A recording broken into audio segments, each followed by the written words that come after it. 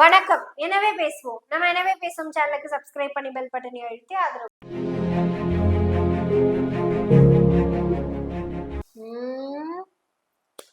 13 ஜோக்கரா வந்தா எப்படி சீட்டாடுறதுன்னு தெரியலையே. சேலம் வந்தாச்சுங்க. நாளைக்கு தான் மீட்டிங்கு. அது வரை என்ன பண்றதுன்னு தெரியல. தலைவரோட பஸ் கிளம்பிருச்சு. போதும் போதும் போதும் போதும் பஸ்ஸ பாத்துட்டு இருந்தாலே நமக்கு பொழுது சீக்கிரமா போயிடும். இப்படித்தாங்க ஒரு தடவை பீர்பால் என்ன பண்ணுவாராமா, ஒரு ஏழைய ஸ்விம்மிங் பூல்ல இறக்கி விட்டு போட்டு பனையூர் வீட்டுல தீ போட்டிருக்காங்க, அந்த தீயோட சூட்லயே காஞ்சிட்டு உட்காந்துக்க அப்படின்னு சொல்லுவாரு. இது அந்த காலத்துல வந்த கதை. ஆனா கழுத பாருங்க இப்பவும் நடக்குது. அட இன்னைக்கு கூட பாருங்க 8 மணிக்கு வண்டி வந்துருச்சுன்னு வைங்க, வண்டியை பாக்குறதுக்கு ஒரு 10,000-15,000 பேர் நின்றுட்டு இருப்பாங்க. இப்படி வண்டி ரோட்ல வரும்போதெல்லாம் வண்டி கூடயே வந்து எத்தனை பேர் விழுக போறாங்கன்னு தெரியல. சொன்னா யாராச்சும் கேக்குறாங்களா? இதுல ரம்மியம் இல்ல ஜோக்கர் தான் இருக்குதுன்னு சொன்னா கேக்குறாங்களா?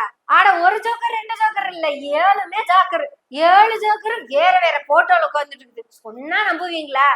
பாருங்க, முதல் ஜோக்கரு புசி ஆனந்த், 2வது ஜோக்கரு ஆதவ அர்ஜுனா, 3வது சிடிஆர், 4வது ராஜமோகன்.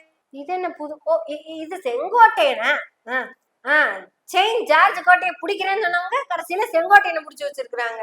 செங்கோட்டையனை பிடிச்சதே பெருசுன்னு நினைக்கிற ஆளுங்கிட்டே நம்ம ஏதாவது பேச முடியுமா? ஆட சொன்னா நம்ப மாட்டீங்க. செங்கோட்டையன் இருக்காரு இல்லைங்க, நல்லவருங்க, ரொம்ப நல்லவர். சரி, நம்ம எங்க விட்டோம்? ரோட்ல போற பஸ்ல விட்டோம். இப்ப பஸ் கிளம்பி வந்துட்டு இருக்குது. இன்னைக்கு எத்தனை பேர் கிளம்பி போய் பஸ் பின்னாடியே வந்து ஆட டிவி நியூஸ்ல எல்லாம் லைவ் போட்டாங்க. விஜயின் வண்டி கிளம்பி விட்டது, பனையூர் பங்களாவின் கேட் அகல திறந்தது, பஸ் சீறி பாய்ந்தது. ஆனா ஒண்ணு மட்டும் நிச்சயமடா, இந்த சோக்கருக்குள்ள சோக்கரு அது டைமுக்கு வந்துடும். ஏன்னா கரூருக்கு வந்த மாதிரி எல்லாம் லேட்டும் ஆகாது, ஆடவும் செய்யாது. இப்படி கரெக்ட் டைமுக்கு வந்துட்டு கரெக்டா 12 நிமிஷம். அதுலயும் அந்த 2வது பாட்டு இருக்கு தெரியுமா, செமையா பாட போறாரு. மாம்பழம் மாம்பழம் மல்கோவா மாம்பழம் சேலத்து மாம்பழம் நீதானடி. ஓ சாரிங்க, நான் சினிமாக்கு போயிட்டேனா. மாம்பழமா மாம்பழம், மல்கோவா மாம்பழம், சேலத்து மாம்பழம், தித்திக்கு மாம்பழம். அந்த அந்த ரைம்ஸ் வந்துடும். ஒன்னும் கவலைப்படாதீங்க. அப்புறம் சேலத்துல காப்பி அடிக்கிறதுக்கு ஒண்ணும் இல்லைன்னு தான் நினைக்கிறேன். பாண்டிச்சேரியில போட்ட அதே பட்டி சேலத்திலயும் போட்டீங்க. 10 பட்டிக்கு அணில்கள் 500-500ஆக நிறுத்த வைக்கப்படும். 5000 அணில்களுக்கு மேல் வரக்கூடாது என்று உத்தரவிட்டிருக்கிறார்கள். ஆனா சோக்கரே ஓடி வரப்ப அணில் சும்மா இருக்குமா? எனக்கு தெரிஞ்சு இந்த கூட்டம் தான் வித்தியாசமான கூட்டம்.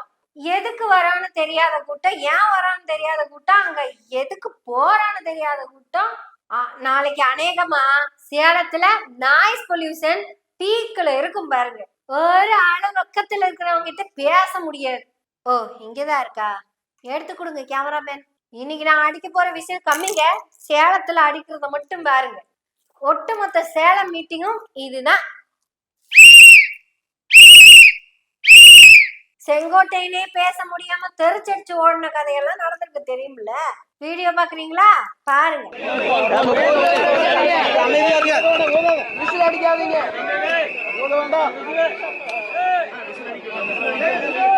சொல்லுங்கப்பா. எல்லோரும் 3வது ஆண்டு அடிச்சு போறேன். 3வது ஆண்டு இங்க ஒன்றும் பண்ண முடியாது. போயிடலாம். ஒரு பிரஸ் மீட் எதுக்கு கொடுக்குறாங்க, எப்படி கொடுக்கணும், கூட எப்படி நிக்கணும்னு தெரியாத இந்த கூட்டத்துக்கிட்ட நாளைக்கு பேச போறாங்க. நாளைக்கு என்ன பஞ்சாயத்தெல்லாம் எடுத்து விட போறாங்களோ. ஆனா இனிமேல ராஜமோகன் இன்ட்ரோ கொடுக்க வேண்டிய அவசியம் எல்லாம் கிடையாதுங்க. தங்க தளபதி, வங்க தளபதி, செங்க தளபதி அப்படியெல்லாம் ஒண்ணும் கிடையாது. வரும் நாளைக்கு விஜய் பேசும்போது இதுதான் நடக்கும் நினைக்கிறேன். சேலம் மக்களே, தாவேக்கா இந்த 2026 எலெக்ஷன்ல எங்க நீங்க சொல்லுங்க. 1 2 போட்டியே விசிலுக்கும் தான். இப்படி வாழுன்னு கத்த போறாங்க. அதுதான் நடக்கவும் போகுது. அன்பார்ந்த அணில் குஞ்சுகளே, உங்களுக்கான ஒரு கவிதை இதோ வாசிக்கிறேன், கேளுங்கள். சும்மா நின்னாலே சுருண்டு போயிருவீங்க சுள்ளு நடிக்கிற வெயில்ல. தண்ணி பக்கத்துல இருந்தாலே அதை தள்ளி விட்டுட்டு தான் நிப்பீங்க அந்த வெயில்ல. சும்மா நிக்கிறதுக்கு சங்கடப்பட்டு சுறுன்னு ஊதிட்டு இருக்காதீங்க. ஊதுற காத்து உசுறு காத்தா போயிட போகுது. அடிக்கிற வெயில அக்னி வெயிலுன்னு மனசுல வச்சுக்கோங்க. ஒட்டுமொத்த எனர்ஜியும் உடம்புல தேக்கி வைக்கிறதுக்கு கைய கால ஆட்டாம கத்தாம தான் இருக்கணும். ஆனா உங்களால ஒரு நாளும் அப்படி இருக்க முடியாதுங்கிறதுனால ஊதுறதையாச்சும் கம்மி பண்ணி உசுரோட ஊடு போய் சேருங்க. விசில் சத்தம் விண்ண பொழக்கும்னு சொல்லிட்டு ஏசில போய் உட்காந்துக்குவாங்க. முக்கி ஊதுனனையே மூச்சு நின்னு போய் படுத்துருவ. உனக்கு என்ன, ஒரு நாள் சந்தோஷமா மண்ணுக்குள்ள போய் படுத்துக்குவ. ஆனா உன் குடும்பம் ஒரு நாள் வண்டிய புடிச்சிட்டு மாமல்லபுரம் போகணும். செத்து போன உனக்கு ஆறுதல் சொல்றதுக்கு அவரு அங்கதான் வருவாரு. அவர் எங்க வராரோ அங்க போய் தான் நாங்க வாங்கணும் ஆறுதல. கால கொடுமைடா, கால கொடுமை. செங்கோட்டையன் அழகா உங்ககிட்ட ஒரு வேண்டுகோளை வச்சிருக்கிறாரு. ஊதுற விசில வீட்டுல இருந்தே ஊதுங்கடா. உங்களுக்கு தான் எல்லா டிவிலயும் லைவ் போடுறாங்களே, லைவ்ல மட்டும்தான்டா உங்க தலைவரோட முகத்தை பக்கத்துல பார்க்க முடியும். ஏன்னா பஸ்ஸுக்கு தான் கார்பெட் போட்டிருக்காங்க, உங்களுக்கு இல்லை. அதனால கண்ணு ஓடாத, குதிக்காத, ஊதாத, உசுரோட ஊர் வந்து சேர்ற வேலையை பாரு. ஏன்னா உனக்கு என்ன ஆனாலும் 1 மணி நேரத்துல உன் தலைவன் ஊடு போய் சேர்ந்துருவாரு. கூடயே இருக்கிற அல்ல கைங்கள்லாம் கூண்டோட போய் ஒளிஞ்சுக்குங்க. ஒருத்தங்க கூட வந்து எட்டி பார்க்க மாட்டா நீ எங்க இருக்கேன்னு. அதனாலதான் சொல்றோம், நாளைக்கு மத்தியானம் தாண்டா ஃபங்க்ஷனு. உன் தலைவனே 11 மணிக்கு மேலதான் கிளம்பி சென்னை சேலம் வருவாரு.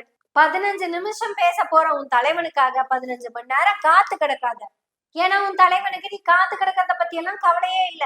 15 நிமிஷத்துக்கு மேல உன் தலைவன் பஸ் மேல நின்னா ஹீட் வந்து அவரோட ஸ்கின்ன பாதிச்சு. அவர் ஸ்கின் மேல அவர் வச்சிருக்கிற அக்கறையாவதும் நீ உன் மேல வச்சுக்க. இன்னொரு தடவை கும்பலா போய் மொத்தமா போயிடாதீங்க. இதெல்லாம் வேண்டுகோளாதான் சொல்றேன்னு நினைக்காதீங்க. கட்டளையா சொன்னா மட்டும் நீங்க எல்லாம் என்ன கேட்கவா போறீங்க?